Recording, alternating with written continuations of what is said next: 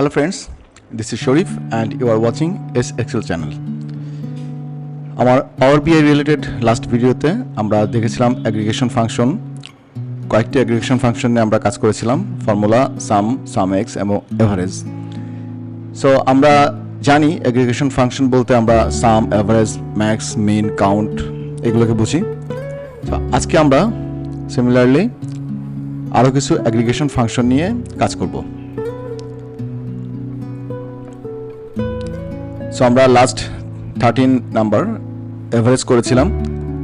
So আজকে আমরা শুরু করব 14 দিয়ে. কাউন্ট ফর্মুলাটা দেখব DAX এর. সো নিউ মেজার,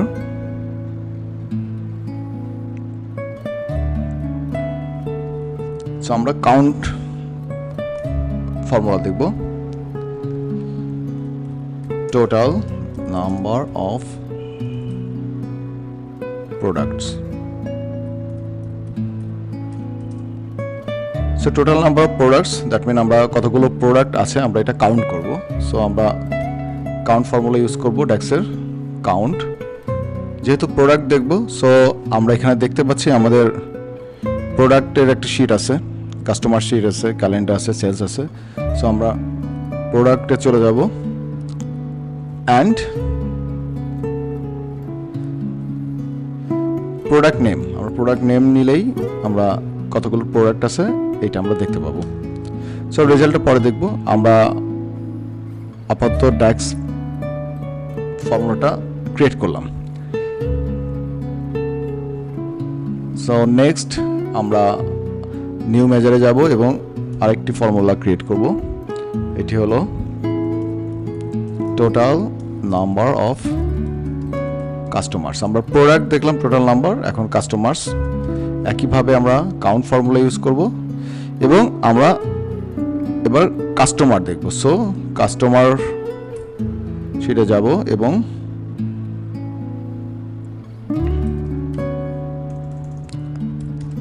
কাস্টমার কি. সো কাস্টমার কি, ইউনিক কি আছে, কাস্টমার কি দিলে আমরা টোটাল নাম্বার অফ কাস্টমার্স পেয়ে যাব. ওকে, আমরা কাউন্ট ফর্মুলা দেখলাম কিভাবে কাউন্ট ফর্মুলা ক্রিয়েট করতে হয়. সো আমরা একটি সাব ফোল্ডার ক্রিয়েট করব আগের মতোই.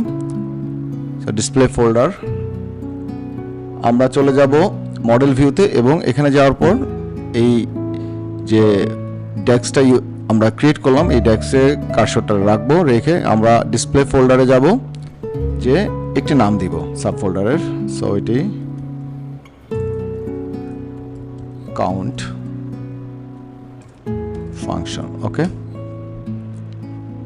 সো দেখতে পাচ্ছি যে কাউন্ট ফাংশন একটি সাবফোল্ডার ক্রিয়েট হয়েছে এবং এই টেক্সটটি কাউন্ট সাবফোল্ডারের মধ্যে চলে গেছে. সো আমরা নাম্বার 15 কেও জাস্ট টার্ন দিয়ে এই সাবফোল্ডারের মধ্যে নিয়ে আসবো. ওকে, সো নেক্সট আমরা অ্যাগ্রিগেশন ফাংশনের আরেকটি মেজর পার্ট করব, ম্যাক্স, মিন এবং average. Number 16 maximum price paid for a product. Okay, so এক্সেলের মতোই আমরা এখানে ম্যাক্স ফাংশনটা ইউজ করব এবং যেহেতু সেলস শিটে আমাদের সেলস রিলেটেড যাবতীয় ইনফরমেশন আছে, সো আমরা সেলস শিটটা নিব এবং এখান থেকে আমরা ইউনিট প্রাইসটা নিব. ওকে, আমরা maximum price paid for a product আমরা পেয়ে গেছি. একইভাবে আমরা আরও দুইটি DAX ফাংশন ক্রিয়েট করব. ওকে, এগেন নিউ মেজার, আমি ফর্মুলার হেডারটা কপি করে নিলাম. সো এটি শুধু চেঞ্জ করে দিব 17 অ্যান্ড এটি হচ্ছে min price paid for a product. এটিও এক্সেলের মতো DAX ফাংশনটা জাস্ট আমরা মিন ফর্মুলা ইউজ করব এবং sales and unit price.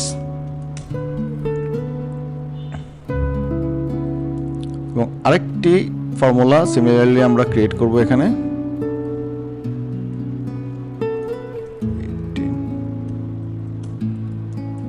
Average price paid for a product okay আমরা এভারেজ ফাংশন ইউজ করব sales and unit price okay আমরা ম্যাক্স মিন এবং এভারেজ পেয়ে গেছি আবার আমরা মডেল ভিউতে চলে যাব সো এটার জন্য আমি একটি সাব ফোল্ডার ক্রিয়েট করব max mean and average okay so 16 number formula already sub ফোল্ডারে চলে গেছে সো আমি সাব ফোল্ডারটা নাম্বারিং করি 5 সো একইভাবে আমরা আগের মতো 17 এবং 18 দুইটি সিলেক্ট করব এবং দুইটিকে ধরে আমরা এই ম্যাক্স মিন এভারেজের মধ্যে নিয়ে যাব সাব ফোল্ডারে ওকে আমরা আবার ড্যাশবোর্ডে চলে আসছি সো আরও দুটি ফর্মুলা দেখব আমরা কাউন্ট ফর্মুলা দেখব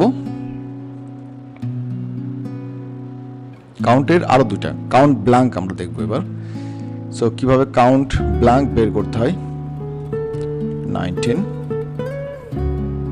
ওকে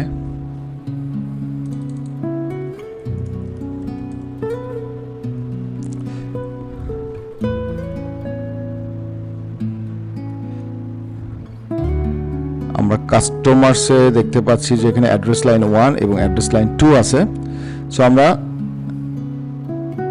মেজারটা করব কাস্টমার্স উইদাউট অ্যাড্রেস লাইন 2 আমরা যেহেতু কাউন্ট ব্ল্যাঙ্ক বের করব সো অ্যাড্রেস লাইন 2 তে কতগুলো কাস্টমার ব্ল্যাঙ্ক আছে কাস্টমারের ইনফরমেশন ব্ল্যাঙ্ক আছে আমরা এটি বের করব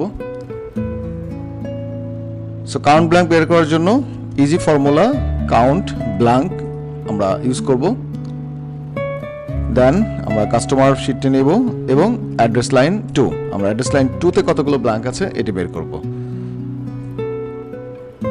এবং ফর্মুলার নাম্বারটি হলো 19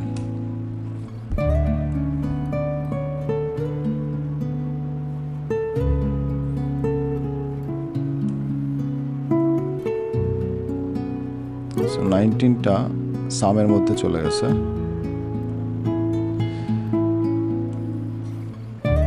নাম্বার 6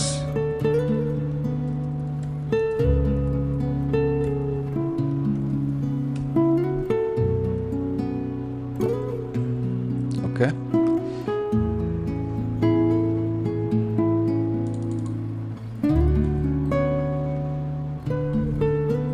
সো কাউন্ট ব্ল্যাঙ্কের আমরা আরেকটি ফর্মুলা বা ফাংশন ক্রিয়েট করি again new measure number 20 and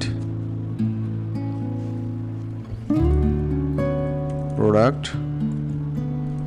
without weight so আমাদের প্রোডাক্টে যে ওয়েট আছে আমরা ওয়েট ছাড়া কতগুলো প্রোডাক্ট আছে এটি আমরা বের করব সো একইভাবে কাউন্ট ব্ল্যাঙ্ক ইউজ করব আমরা এবং প্রোডাক্ট ইউজ করব এবং প্রোডাক্টের যেহেতু ওয়েট বের করব আমরা প্রোডাক্ট থেকে প্রোডাক্টের ওয়েট নিব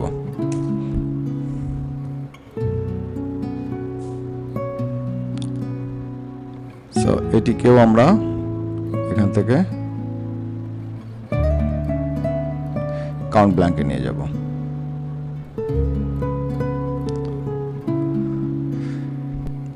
সো ফ্রেন্ডস আমরা ড্যাক্স ফাংশনগুলো ক্রিয়েট করলাম কিভাবে ক্রিয়েট করতে হয় কাউন্ট ফাংশন ম্যাক্স মিন এভারেজ এবং কাউন্ট ব্ল্যাঙ্ক সো আমরা রেজাল্টগুলো আমাদের ড্যাশবোর্ডে কিভাবে ভিজুয়ালাইজ করব সেটা দেখব এখন সো অ্যাজ পার ক্যাটাগরি আমরা ফার্স্ট টেবিলে total number of product and total number of customer select করলাম সো আমরা দেখতে পাচ্ছি যে অ্যাজ পার ক্যাটাগরি অ্যাক্সেসরিজের টোটাল নাম্বার অফ প্রোডাক্ট 35 এবং total number of customer 15,114 same as bikes total number of product 125 and total number of customer 9,132 এবং লাস্টে কম্পোনেন্টসে কোনো কাস্টমার নেই total number of customer 0 and total number of product 189 ওকে এবং table 2 তে আমরা max min এবং অ্যাভারেজটা select করে দিলাম সো এখানে আমরা দেখতে পাচ্ছি যে আমরা ম্যাক্সিমাম প্রাইস পেড করেছিলাম অ্যাক্সেসরিজের জন্য $159, মিনিমাম প্রাইস দিয়েছিলাম $2 অ্যান্ড অ্যাভারেজ 19। একইভাবে বাইকস এবং ক্লদিংয়েও আমরা দেখতে পাচ্ছি ম্যাক্সিমাম, মিনিমাম এবং অ্যাভারেজ পেইড এখানে টেবিলে শো করছে। এবং আরেকটি কাজ করেছি আমরা এখানে এই ফর্মুলাটা তৈরি করেছিলাম, এবং ফর্মুলাটাতে আপনারা দেখতে পাচ্ছেন এখানে ডলার সাইন আছে এবং ডেসিমেলটা আমরা 0 করে দিয়েছি, এবং জাস্ট এখানে ডলার সাইনটাকে আমরা ইউজ করেছি বোঝার সুবিধার জন্য। যেহেতু এখানে টোটাল নাম্বার অফ প্রোডাক্ট এবং টোটাল নাম্বার অফ কাস্টমার এখানে নাম্বার ইউজ করেছে, দ্যাটস ওয়াই এখানে আমরা ডলার সাইন ইউজ করি নাই, বাট যেহেতু এটা প্রাইসের জন্য আমরা এখানে ডলার সাইন ইউজ করেছি। ওকে, লাস্ট টেবিলে আমরা লাস্ট দুটি ফর্মুলা সিলেক্ট করে দেব, customer without address line 2 and product without weight. So আমরা দেখতে পাচ্ছি এখানে অ্যাক্সেসরিজে customer without address line 2, that mean address line 2 নেই, ব্ল্যাঙ্ক আছে 14,852 অ্যান্ড প্রোডাক্টের ওয়েট নেই 35 প্রোডাক্টসের টোটাল। বাইকসের ক্ষেত্রে আমাদের অ্যাড্রেস লাইন 2 ব্ল্যাঙ্ক আছে 8,979, বাট ওয়েট সবগুলোরই আছে, দ্যাট মিন কোনো ওয়েট ব্ল্যাঙ্ক নেই। সেম এজ ক্লদিং অ্যান্ড কম্পোনেন্টসে দেখতে পাচ্ছি আমাদের অ্যাড্রেস লাইন 2 কোনো ব্ল্যাঙ্ক নেই, সবগুলো অ্যাড্রেস লাইন 2 আছে, বাট প্রোডাক্ট ওয়েট 39 প্রোডাক্টের ওয়েট ব্ল্যাঙ্ক আছে। সো এইভাবে আমরা টেবিলের মাধ্যমে আমাদের যে ড্যাক্স ফাংশনগুলো ক্রিয়েট করলাম এগুলো ভিজুয়ালাইজ করতে পারি, ড্যাশবোর্ডের মাধ্যমে প্রেজেন্ট করতে পারি। আমরা প্রিভিয়াস ভিডিওতে দেখেছিলাম আমরা এইভাবে কিছু ফাংশন ক্রিয়েট করে সেগুলো আমরা এইভাবে প্রেজেন্ট করেছিলাম, এবং আজকের ভিডিওতে আমরা আরও কিছু ড্যাক্স ফাংশন ক্রিয়েট করলাম, 7টি ড্যাক্স ফাংশন, এবং এটা টেবিলের মাধ্যমে আমরা ভিজুয়ালাইজ করলাম। So friends, that's all for today. Thank you for watching, and thanks again for subscribe me. Please do subscribe for more tips and tricks in Excel, Power Query, Power BI, Google Sheet and Google Data Studio. Allah Hafiz.